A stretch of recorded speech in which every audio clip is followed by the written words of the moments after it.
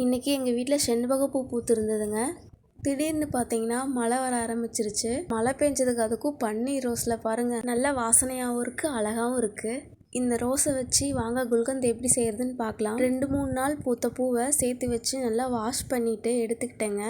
3 நாள் காய வச்சு நல்லா எடுத்துக்கிட்டேன். 1/2 டம்ளர் அளவுக்கு ரோஸ் பெட்டல் கிடச்சிதுங்க. மிக்சி ஜாரில் ரோஸ் பெட்டல் சேர்த்துக்கிட்டேன். ரோஸ் எந்த அளவுக்கு எடுத்துக்கிட்டோமோ அதே அளவுக்கு கல்கண்டு எடுத்துக்கிட்டேன். 1/4 டீஸ்பூன் சோம்புத்தூள், 1/4 டீஸ்பூன் பட்டைத்தூள் சேர்த்துக்கணும். கொரகொரப்பாக அரைச்சிக்கலாம். அரைச்சி எடுத்துட்டு ஒரு கண்ணாடி கிளாஸில் சேர்த்துக்கிறேங்க. தேன் முழுகிற அளவுக்கு சேர்த்துக்கணும். நல்லா மிக்ஸ் பண்ணிக்கோங்க. இப்போ குல்கந்த் ரெடி ஆயிடுச்சு. தோட்டத்தில் இருக்கிற வெத்தலையை பறிச்சுட்டு வந்துட்டேங்க. இதில் செஞ்ச குல்கந்தை எடுத்து வச்சுட்டு சாப்பிட்லாங்க. சூப்பராக இருக்கும். நீங்களும் கண்டிப்பாக ட்ரை பண்ணி பாருங்கள். பாலில் கலந்து குடிக்கலாங்க, அதுவும் நல்லாயிருக்கும். டெய்லியும் ஒரு ஸ்பூன் எடுத்திங்கன்னா உடம்பு ஃப்ரெஷ்ஷாகவும் ஆக்டிவாகவும் இருக்குங்க. இந்த வீடியோ உங்களுக்கு பிடிச்சிருந்தால் லைக் பண்ணுங்கள், ஷேர் பண்ணுங்கள், கமெண்ட் பண்ணுங்கள், மறக்காமல் சப்ஸ்கிரைப் பண்ணுங்கள். தேங்க்ஸ் ஃபார் வாட்சிங் காய்ஸ்.